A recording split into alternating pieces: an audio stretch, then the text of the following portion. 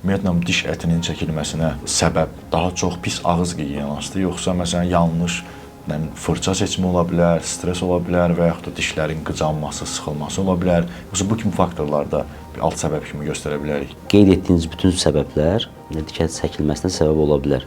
Ağız gigiyenasının pis olması, diş daşlarının yığılması. Diş daşları yığıldığı zaman orada bir patolojik bir ortam olur. Yəni bakteriya yığılır ora və təbii olaraq bir orqanizma qaçmağa çalışır. Bununla yanaşı yanlış diş fırçalama, sərt fırçalardan yanlış bir şəkildə istifadə etmə. Həqiqətən də pasientlərin mən deyərdim ki, çox böyük bir qismi professional fırçalamağı bacarmırlar, bilmirlər və araşdırmırlar da. Yəni sadəcə deyirlər ki, doktor mən gündə 2 dəfə fırçalayıram, ancaq necə fırçalayırsınız, nə qədər fırçalayırsınız, hansı yöntəmdən fırçalayırsınız, bir göstərin dediyiniz zaman artıq bir çox yanlışlar olunduğunu görə bilərsiniz. Stres, bəli, qıcıma, diş sıxma, diş əti çəkilməsinə səbəb ola bilər.